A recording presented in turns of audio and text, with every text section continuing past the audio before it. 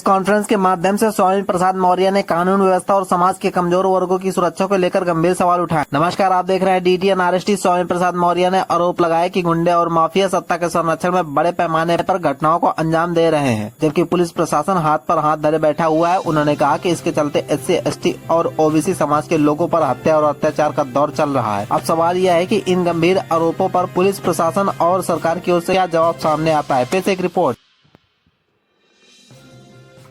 चल रहा है गुंडे माफिया आबादी सत्ता के संरक्षण में बड़े पैमाने पर आबादी घटनाओं को अंजाम दे रहे हैं। पुलिस प्रशासन हाथ पे हाथ रगड़ के बैठा हुआ है। अपराधियों के गिरबान तक कानून का हाथ नहीं पहुंच रहा है, जिसके चलते आम जनता दहशत में है, अपराधी बेखौफ हैं और विशेष रूप से SC, ST, OBC समाज पर बड़े पैमाने पर हत्या, जुर्म, जाति अत्याचार का दौर चल रहा है। अभी मैं अवगत करना चाहता हूं कि सौरभ विश्वकर्मा की जनपद प्रतापगढ़ में हत्या होती है। FIR संख्या 279, घटना 14 अगस्त 2026, थाना लीलापुर, जनपद प्रतापगढ़। 6 नामजद अभियुक्त थे, 6 अज्ञात थे, एक ही गिरफ्तारी नहीं हुई। 4 लोग थाने में जाकर सरेंडर कर गए और थानेदार सम्मान के साथ उनको जेल भेजने की कार्रवाई करता है। ये है पुलिस की नरमी अपराधी। मतलब घटना के कई दिन बीत जाने के बाद गिरफ्तारी नहीं हुई, 4 ने सरेंडर किया, जबकि कुल अभियुक्त हैं 6 नामजद और 6 अज्ञात। यानी अभी भी 3/4 घूम रहे हैं, 1/4 गिरफ्तार और वो भी सरेंडर कर। इसी प्रकार से दूसरी घटना है राजवीर सिंह हत्याकांड, जनपद सहारनपुर, थाना बिहारीगढ़, FIR नंबर 134। इसमें 3 नामजद हैं, एक की भी गिरफ्तारी नहीं। तीसरी घटना है जनपद बदायूं में जयवीर मौर्य की हत्या हुई। बदायूं रहने वाले हैं, गौतम बुद्ध नगर में काम करते थे, वहीं पर इनकी हत्या की जाती है। जहां काम करते थे उसने कहा कि मैं इनको अस्पताल ले जा रहा हूं। अब पोस्टमार्टम रिपोर्ट आई कि 15 घंटा पहले इनकी मौत हो चुकी है। यानी अभी तक नामजद व्यक्तियों की एक भी गिरफ्तारी नहीं हुई और घटना है 4 अगस्त 2026। यानी 4 अगस्त की घटना है, नामजद अभियुक्त हैं। पोस्टमार्टम रिपोर्ट में बताया गया कि 15 घंटा पहले हुई। अब जबकि इनका जो जहां काम करते थे उसका मालिक पता लगा फैक्ट्री का कि मैं इनको अस्पताल ले जा रहा हूं, तो 15 घंटा पहले मौत हुई, तो अस्पताल किसको ले जा रहे थे? यानी अपराधियों को बचाने के लिए आज पूरी योगी की सरकार की पुलिस पूरी तरीके से जी जान से लगी है कि किसी तरीके से अपराधी को बचाया जाए। अपराधी को बचाने में उनको क्या मिलता होगा, अंदाजा आप लगा सकते हैं। इसी क्रम में अगली घटना है कुशीनगर जनपद में थाना तमकुही राज, FIR नंबर 186, आदर्श कुमार चौहान की हत्या हुई। 5 नामजद हैं, 4 अज्ञात हैं। 5 नामजद में किसी की गिरफ्तारी नहीं हुई। यानी जो नामजद है, पिता बार बार चिल्ला रहा है कि फला फला लोगों ने मारा, जिसको नाम दे के कर रहा, उनमें से किसी की गिरफ्तारी नहीं हुई। अन्य क्योंकि वो मानने वाले से फॉरवर्ड है, एसओ भी फॉरवर्ड, एसपी भी फॉरवर्ड, सीओ भी फॉरवर्ड, हत्यारे भी फॉरवर्ड, तो नामजद अभी तक किसी की गिरफ्तारी नहीं हुई। खाना पूर्ति के लिए 3 अन्य और एक शेड्यूल कास्ट के बैकवर्ड, 3 बैकवर्ड क्लास और एक अन्य शेड्यूल कास्ट के लड़के की गिरफ्तारी कहा कि जांच में ये आ गए।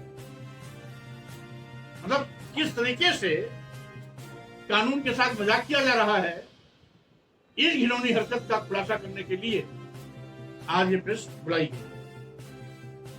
इसी क्रम में अगली घटना है जनपद शाहजहांपुर का, थाना कांट, एफआईआर नंबर 367। घटना है 1 अगस्त का। 4 अभियुक्त हैं, जेल 1 गया। शेष पर मेहरबान क्यों, शेष पर पुलिस मेहरबान क्यों? यानी इस तरीके से आज हत्या जैसे जघन्य अपराध में अपराधियों को बचाने का जो कुकर्म पुलिस प्रशासन कर रहा है, इससे माननीय मुख्यमंत्री योगी जी की आंख पर पड़ा हुआ पर्दा उठाने की कोशिश की जा रही है इस प्रेस वार्ता के माध्यम से। माननीय मुख्यमंत्री जी कहते हैं 0 टॉलरेंस। अगर 0 टॉलरेंस है, इन घटनाओं की बाढ़ कैसे आ गई? यद्यपि गोरखपुर में शायद एक आध दिन गैप जाता हो, वहां तो प्रतिदिन मर्डर होता है, क्योंकि माननीय मुख्यमंत्री की जनपद है, वो अगर नहीं देखना चाहते तो ना देखें। लेकिन जो पूरे प्रदेश में घटनाएं घट रही हैं, उसको तो मैं दिखाना चाहूंगा कि मुख्यमंत्री जी देखें भी और गंभीरता से संज्ञान भी ले। और आज की पुलिस जो अपराधियों को बचाने का पाप कर रही है, आप आंख मूंद करके 0 टॉलरेंस का बयानबाजी देते रहते हैं। आखिर SC, ST, OBC समाज से आपकी दुश्मनी क्या है? ये सारी हत्याएं जिसको मैंने गिनाया, ये सब या तो बैकवर्ड क्लास या शेड्यूल कास्ट। चलिए इसके आगे भी है। जनपद कासगंज, कोतवाली थाना शोरूम, एफआईआर नंबर 288। ये 30 जुलाई की घटना है। पवन कोरी 17 साल का नौजवान, 17 साल का नौजुवक, 2 दिन पहले उसके लिए मारने की घोषणा हुई थी। तीसरे दिन उसकी लाश मिली। इसमें नामजद अभियुक्त 5 हैं। 30 जुलाई और आज सीधे सीधे 18 दिन बीत गए, एक की गिरफ्तारी नहीं हुई, एक की भी। पवन कोरी की हत्या 30 जुलाई की हुई, 5 नामजद अभियुक्त हैं, एक ही गिरफ्तारी नहीं हुई, क्योंकि 5वें अभियुक्त माननीय मुख्यमंत्री की बिरादरी की। इस तरीके से जाति देख करके अगर कानून काम करेगा तो स्वाभाविक रूप से यह कहीं न कहीं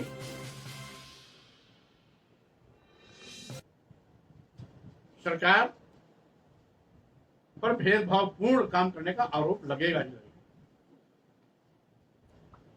वोट देने के लिए SC, ST, OBC हिंदू और योगी की सरकार में जब आज इनकी हत्या हो रही है, अभियुक्त फॉरवर्ड क्लास के हैं, तो उनकी एक भी गिरफ्तारी नहीं हो रही। यह है अंधा कानून। और यही नहीं,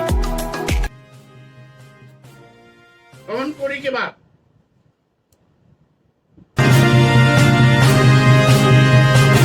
आप देख रहे हैं DTNRST।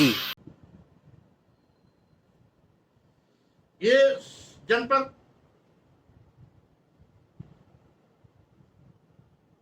बरेली के थाना भमोरा FIR नंबर 307 घटना 13 जुलाई। हम 13 जुलाई इसलिए बोल रहे हैं कि 5 नामजद और 5 नामजद में इतने दिन बड़े मशक्कत के बाद इतना दिन हो गया, केवल एक ही गिरफ्तार। नामजद 5, गिरफ्तार केवल 1।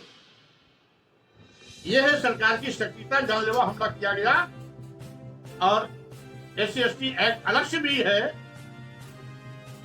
लेकिन FIR लिखे जाने के बाद भी गिरफ्तारी नहीं हो रही। और वहीं पर आज कार्रवाई न होना यह स्वाभाविक रूप से अपराध को बढ़ावा देने का काम है। अभी जैसे गोरखपुर में शिव कुमार तिवारी की हत्या, वो शिव कुमार तिवारी जो 2024 में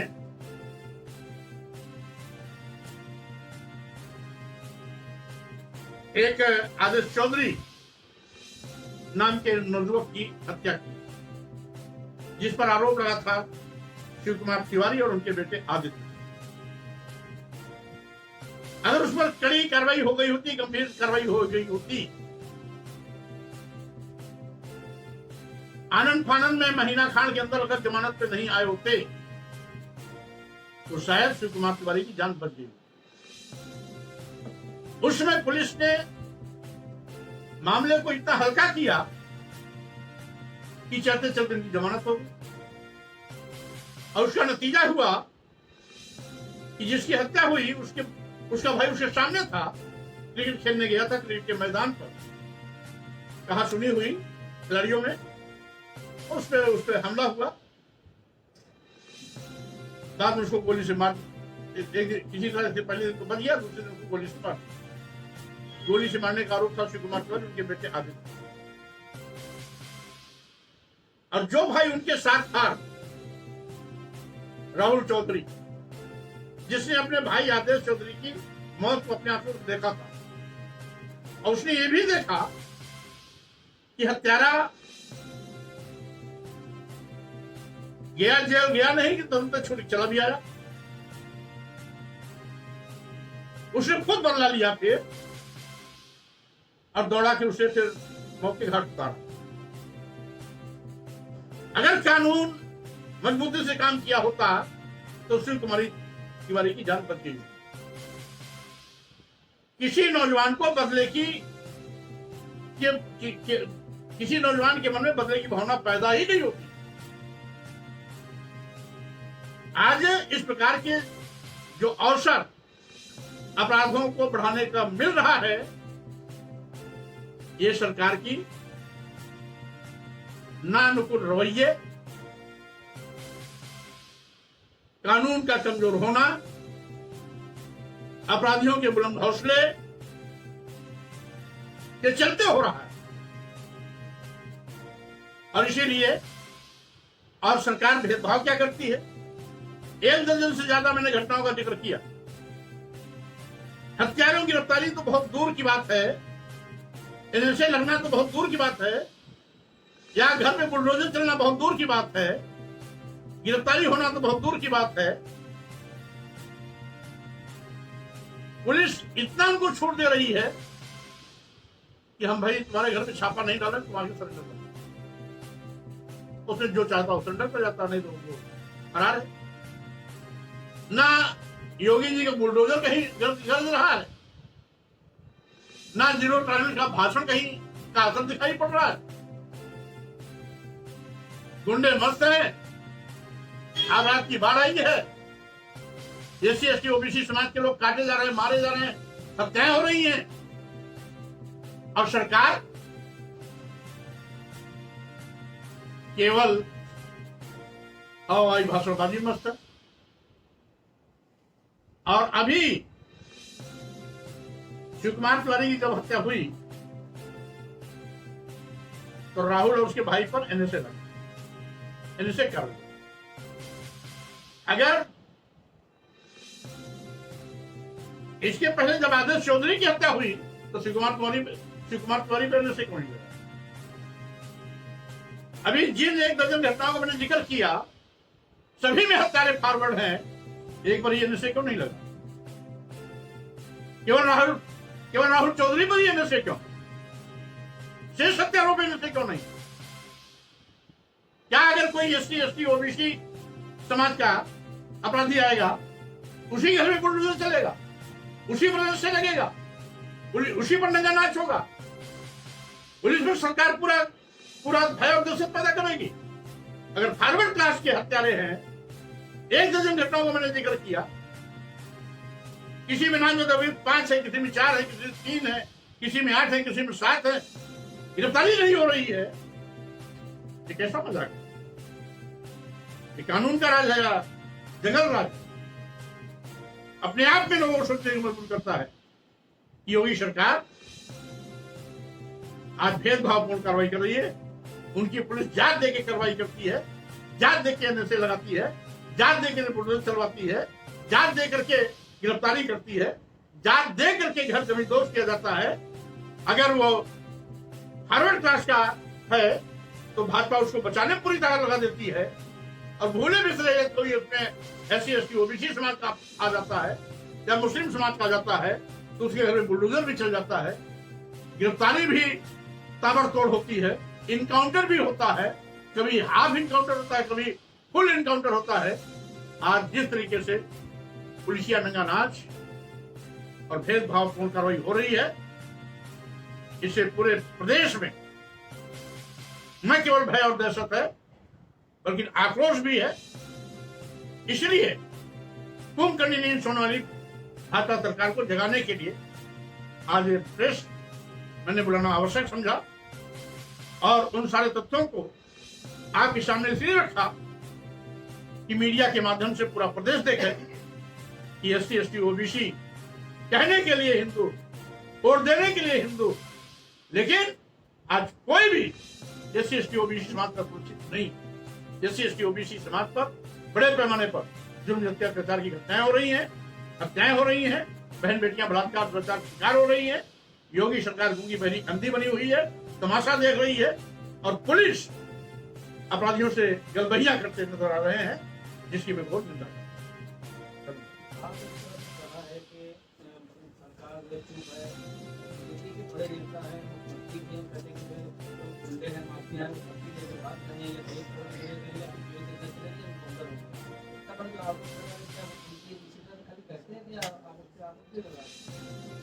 मुख्यमंत्री जी केवल बयानबाजी हवाई बयानबाजी करते हैं।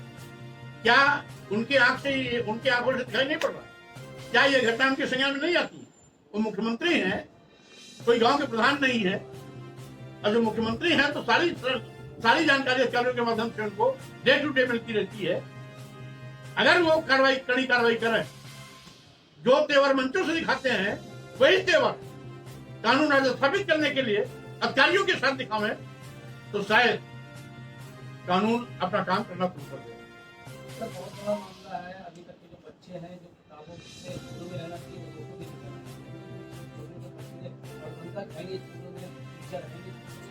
वो भी आजादी के बाद ये पहली ऐसी निकम्मी सरकार है मोदी जी और योगी जी की, जिसने 2014 से लेके अब तक 1,15,000 सरकारी स्कूल बंद किए। 1,15,000 सरकारी प्राइमरी स्कूल और जूनियर हाई स्कूल बंद किए।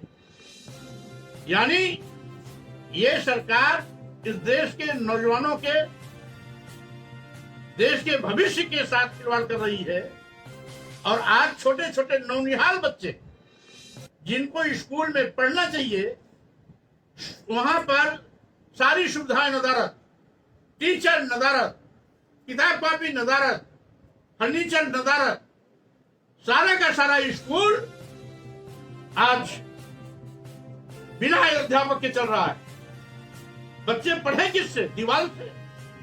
और यही कारण है कि primary school, junior high school के बच्चे जिनको स्कूलों में पढ़ने के लिए भेजा जाता है, आज जो सड़क पर निकले हैं, इस ऊपर नींद सोने वाली योगी सरकार